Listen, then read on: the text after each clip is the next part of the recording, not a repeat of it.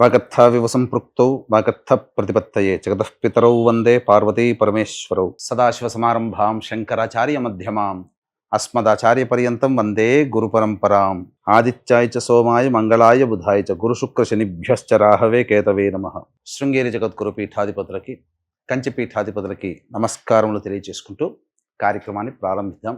ఈ మార్చి నెల 16వ తారీఖు నుంచి 31వ తారీఖు వరకు 12 రాశులలో జన్మించినటువంటి వారికి ఏ విధంగా ఉండబోతుందో తెలుసుకునే ప్రయత్నం చేద్దాం. ముఖ్యంగా ఈ యొక్క గురువు వృషభ రాశిలో సంచారము, కుజుడు మిథున రాశిలో స్తంభించి సంచారము, అలాగే కేతువు కన్యా రాశిలో మరియు శని భగవానుల వారు కుంభరాశిలో సంచారము.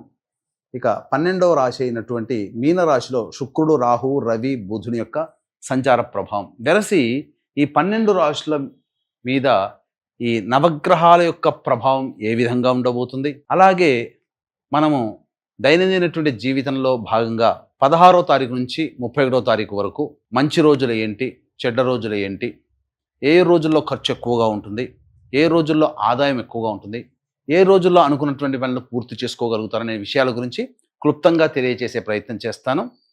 వీక్షించండి. ద్వాదశ రాశులలో భాగంగా మార్చి 16వ తారీఖు నుంచి 31వ తారీఖు వరకు కన్యా రాశిలో జన్మించినటువంటి వారికి ఏ విధంగా ఉండబోతుందో తెలుసుకునే ప్రయత్నం చేద్దాం. ఇక ముఖ్యంగా ఈ కన్యా రాశికి ప్రధానంగా సంపూర్ణమైనటువంటి ఎఫెక్ట్ కనబడబోతుంది. ఎందుకనంటే చాలా గ్రహాలలో మార్పు చాలా కనబడుతుంది. ముఖ్యంగా సప్తమ స్థానంలో షష్టగ్రహ కూటమి గమనించుకున్నట్లయితే గురువు కుజుని యొక్క ప్రభావము, మిగతా 7 గ్రహాల యొక్క ప్రభావము మొత్తము కన్యా రాశి మీదే ఉంది. ఒక విచిత్రమైనటువంటి పరిస్థితిని ఎదుర్కోబోతున్నారు. కాబట్టి పాజిటివ్గా ఉండాలి జీవితం. ఇక ముందు తర్వాత అనగా తర్వాత వచ్చే 3 నెలలు అనుకూలంగా ఉండాలి అంటే దేవతా అనుగ్రహాన్ని పొందక తప్పని పరిస్థితి. ఎందుకనంటే శుభ అశుభం అనగా నైసర్గిక పాపగ్రహాలు, నైసర్గిక శుభగ్రహాలు మొత్తం కూడా కన్యా రాశి మీదనే కేంద్రీకృతమై ఉన్నాయి. కాబట్టి మంచి కావాలి అనుకుంటే దేవతా అనుగ్రహం పొందక తప్పని పరిస్థితి. లేదు సమస్యలు, మనకు దేవుడు లేడు, ఇవన్నీ ట్రాష్ అనుకుంటామా, వచ్చే సమస్యల నుంచి ఈ పాపగ్రహాల ప్రభావంలో వచ్చే సమస్యలు ఇబ్బందికరంగా మారుతాయి. ఎటువంటి సమస్యలు ఎదురవుతాయి? షష్టగ్రహ కూటమి ఏర్పడుతుంది, శని మార్పు చెందుతున్నాడు, సూర్యగ్రహణం కూడా ఈ యొక్క మీనరాశిలో, మొత్తం ఎఫెక్ట్ కన్యా రాశి మీద కూడా ఎక్కువగా ఉంటుంది. ముఖ్యంగా దాంపత్య సమస్యలు పెరిగే అవకాశం ఉంటుంది. ఏది దేవతా అనుగ్రహం పొందకపోతే జరిగేటువంటి చెప్తున్నాను. దాంపత్య సమస్యలు పెరగడం కానీ, అలాగే వ్యాపార సంస్థల్లో భాగస్వాములు ఉంటారు కదా, వారి మధ్య కొన్ని ఇష్యూస్, పొరపచ్చాలు, ముఖ్యంగా ధనపరముగా మరియు సంస్థాగతంగా కొన్ని ఇష్యూస్ అనేటువంటివి ఏర్పడతాయి. కాబట్టి జాగ్రత్తలు పాటించండి. గుడ్డిలో మెల్లలో భాగంగా వివాహం కావాల్సినటువంటి అబ్బాయిలకి అమ్మాయిలకి మాత్రం కొంత యోగకరమైనటువంటి పరిస్థితి, వివాహ సంబంధాలు కుదిరే అవకాశం ఎక్కువగా గోచరమవుతుంది. ఇక సమస్యలు కొని తెచ్చుకోవడం అనేటువంటిది మీ చేతుల్లో ఉంటుంది. సమస్యలు రాకుండా చేసుకోవడం కూడా మీ చేతుల్లో ఉంటుంది. జాగ్రత్తలు పాటించండి. ముఖ్యంగా కన్యా రాశిలో జన్మించినటువంటి మహిళలకి ఒకవైపు యోగాన్ని కలగజేస్తూ ఇంకొక వైపు అవయోగం. అంటే ఏంటి? మీ పట్ల మీకు బాధ్యత కలిగినటువంటి స్థితిగతులు ఏర్పడతాయి. వృత్తి వ్యాపారంలో ఉన్నట్లయితే బాధ్యతగా మెలగాల్సినటువంటి పరిస్థితి, తద్వారా రెస్పాన్సిబిలిటీస్ ఎక్కువగా అవుతే ఏమవుతుంది, సమస్యలు అధికంగా వస్తుంటాయి.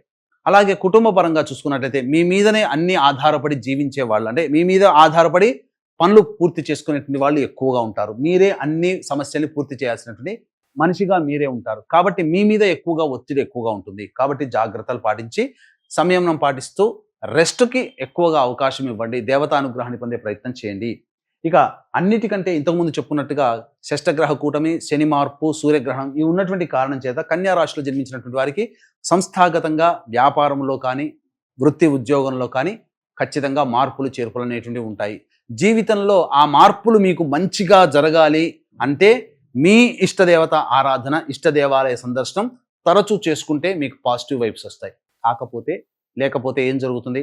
కొన్ని ఇబ్బందికర పరిస్థితులు. కాబట్టి ఇటువంటివన్నీ, ఈ సమస్యల పరిష్కారం మీకు అందరికీ మంచి జరగాలనేటువంటి సదుద్దేశంతో ఈ యొక్క సూర్యగ్రహణం, షష్టగ్రహ కూటమి, శని మార్పు సందర్భంగా 29వ తారీఖు రోజున సాయంకాలం సూర్యాస్తమైన తర్వాత సర్వదోష నివారణ పూజలు, హోమాలలో భాగంగా ప్రత్యంగిర, బగళాముఖి, రాజశ్యామల, ధూమవతి మరియు బారాహి, కాలభైరవ హోమాలతో పాటు విద్య, వివాహ, ఉద్యోగ, దాంపత్య, అనారోగ్య సమస్యల నివారణకి విశేషంగా పూజాది కార్యక్రమాలు, హోమాది కార్యక్రమాలు జరిపించడం జరుగుతుంది. అవకాశం ఉన్న వాళ్ళు కార్యక్రమం తదనంతరం కాంటాక్ట్ చేసి గోత్రనామాలు నమోదు చేసుకోవచ్చు.